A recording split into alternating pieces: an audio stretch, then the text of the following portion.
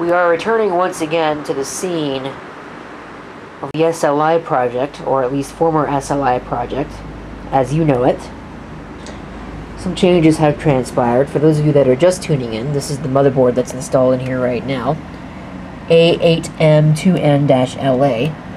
It is an Asus motherboard designed for an HP computer of some kind, an NVIDIA chipset, and a AMD Athlon 64X2 4800 plus. I believe it's a 4800 plus, maybe a 4200 plus. I don't remember exactly. But one upgrade that I was going to do that I am not going to be able to do, I was going to put in that beefy Antec Phantom power supply, but I don't know, that thing seems to be just broken.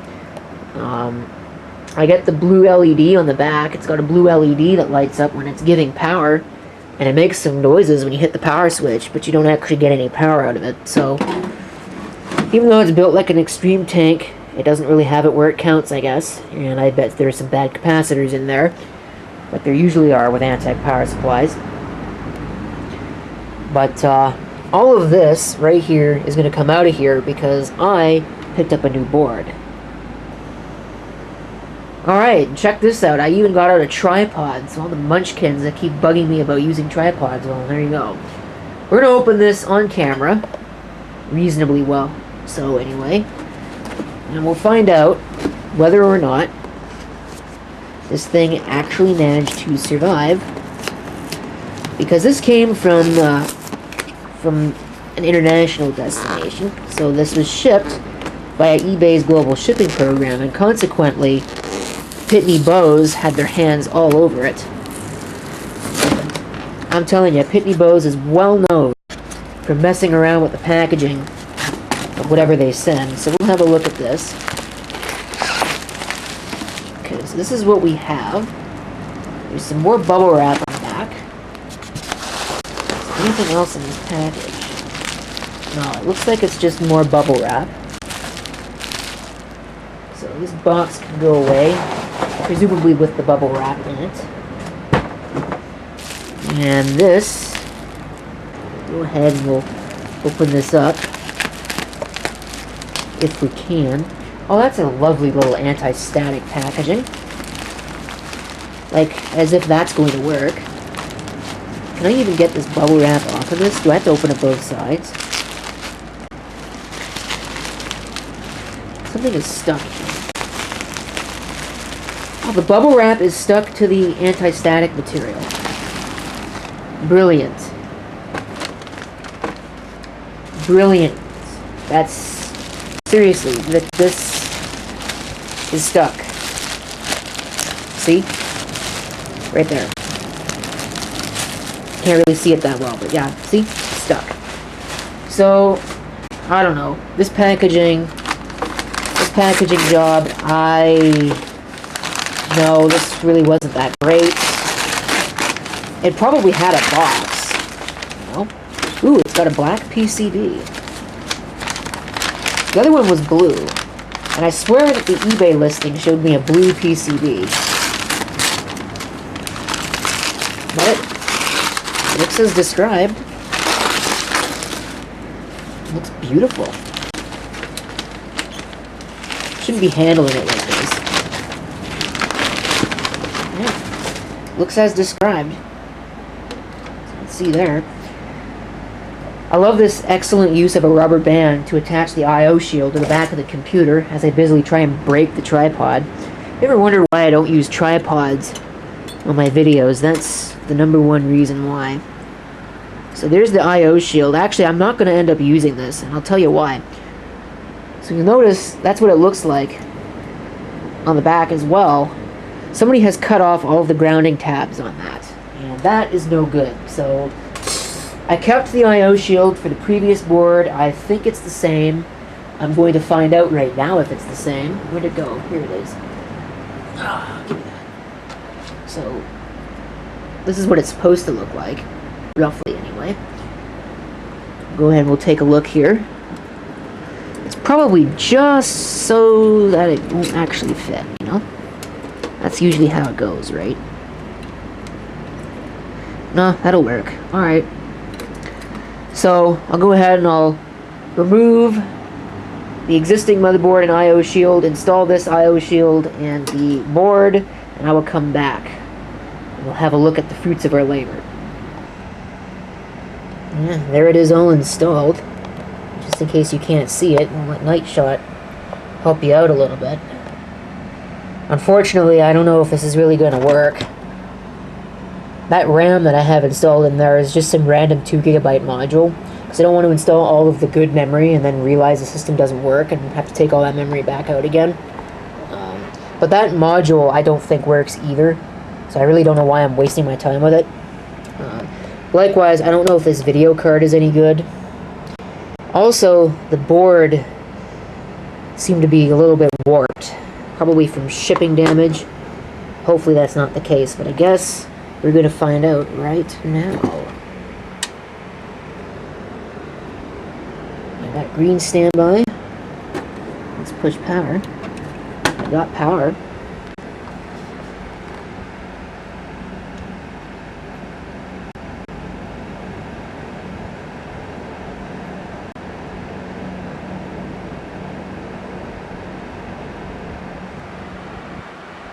I have no power on self-test. I also have no front panel LEDs, so I always have those on backwards. Let me try changing the RAM here real quick. Wow, okay, I think I'm probably going to have 1 million people shouting at me right now in the comments before it even gets to this point of the video, because I did something dumb. Really, really, really, really dumb. You want to know what I did? If you didn't see it, see that bundle of black and yellow wire going down there? Yeah, I didn't plug in the P4 power connector. That'll make a system not post, so I've got 1 gig of RAM installed in it now, and everything seems to be reasonably sane. Of course, it's limited CMOS settings. I don't know if the battery's actually any good. May need to replace that. It's a KTS battery, so it can't be too bad. But it is, what? 2154 right now. Yeah, 954. And of course, it is October. Today is October 10th. Number lock is on. There we go. Yes, I actually use the number pad. Everything else, I'm going to set these to relatively sane values. And then we're going to get to see if Windows will start. I really don't think it's going to do so, because it didn't do so when I was going from the smaller car, or sorry, the other board, the A8N-5X, to the A8N-SLI, so we'll see. Alright. Let's watch Windows poop all over itself trying to load on this hardware. Assuming the system survived. Here we go. Just rebooted it again.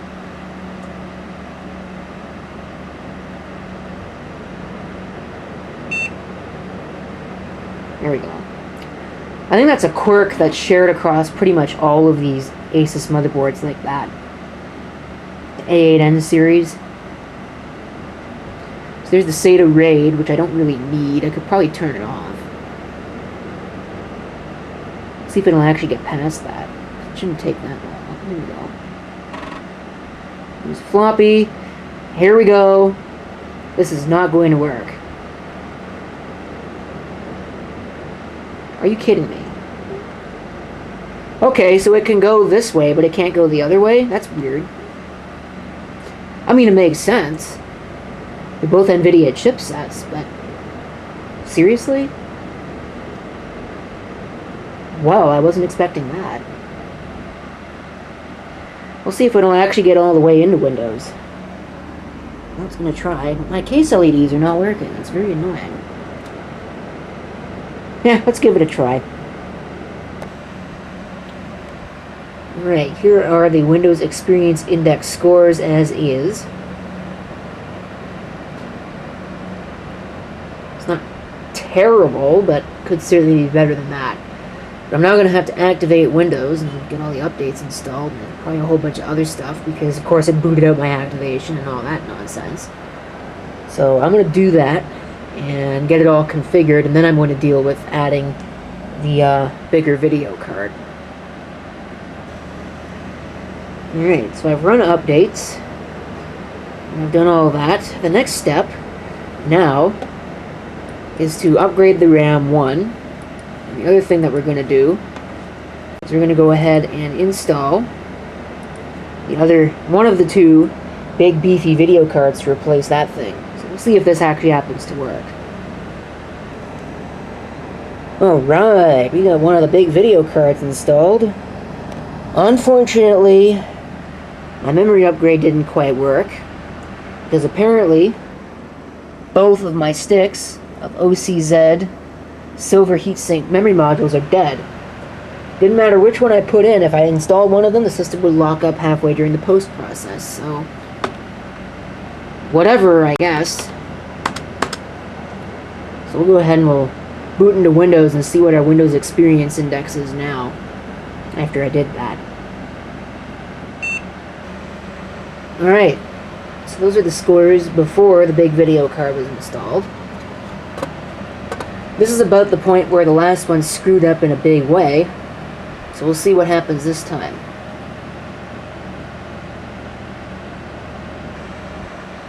Alright, so at this particular point in time, the memory and the processor are now the bottleneck. Big improvement on the video. Look at that. Wow. And of course, no change in the hard drive. So, what can we possibly get if we put this thing into SLI mode now? Let's find out. Well, clearly I didn't break it by installing the second video card with the SLI bridge. So we'll see what the NVIDIA driver happens to think about it.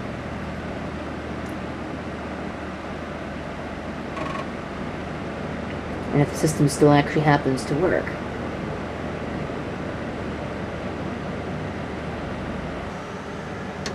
Alright, so SLI enabled, apply. Let's see what it does. Other than make the system go berserk, it doesn't appear to have done a whole lot. Alright, there we go. It was that easy. So, now, what do we have going on in the display properties? I'm sure it's not really going to have made much of a difference. And the Windows Experience Index benchmark might not even know what to make of that. So what we'll do is we'll go ahead and rerun the assessment anyway. And see what happens. Alright. Somehow or another, I don't know how that happened, but the memory and CPU went up.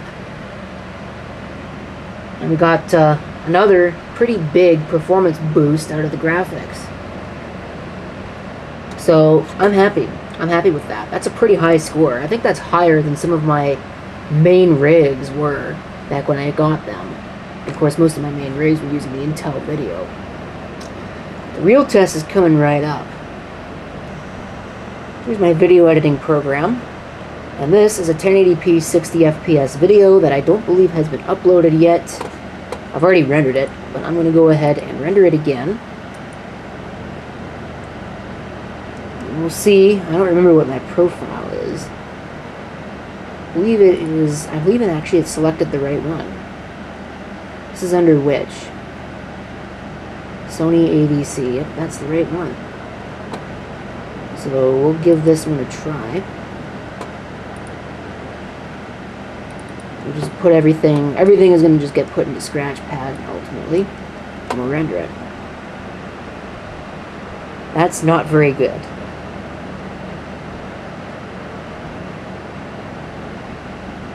Alright, so 1080p 60 FPS video rendering is out of the question with this. Damn, I thought that would give at least a little bit of performance increase, but it has done absolutely nothing.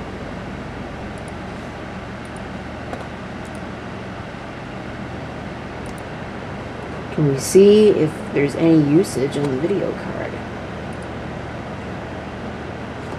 Actually, we can see, I think it's probably using up all of the CPU. Yeah, 100% of the CPU. So really, SLI didn't do a whole lot for this system. Oh, we don't even have that option to look at the video thing. That's annoying. Whatever, I guess.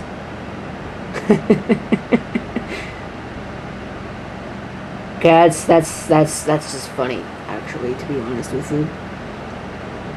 That's really funny. So let's go see if we can find a standard definition video and see what that does.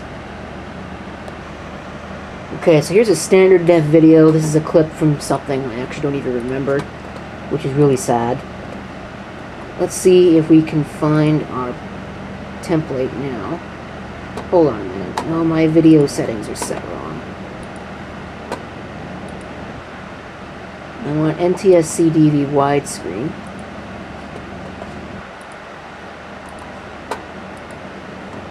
Now it should be a little bit easier to find what I want, which is program stream widescreen. There. And we'll favorite it as well. Call it test.mpeg. That's not too bad.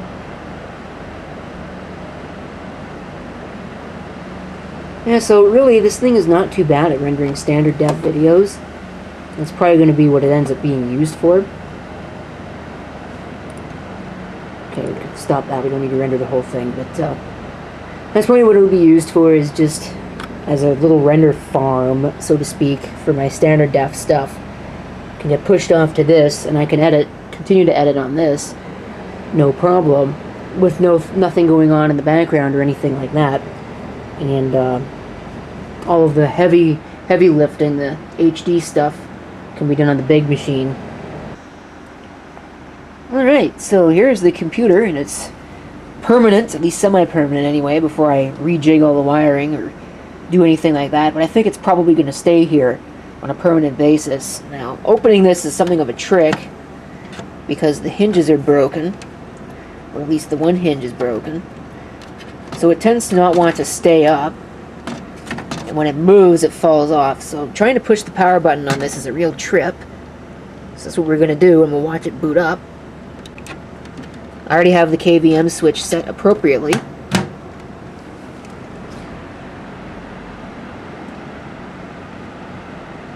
We'll watch the complete process, unedited. With the keyboard and the mouse.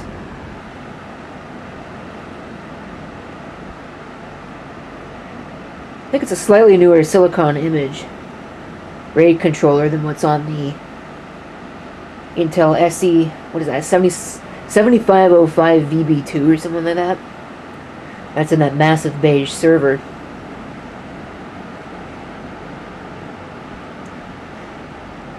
To be honest with you, this thing is not, this SSD is really not any faster than a standard hard drive.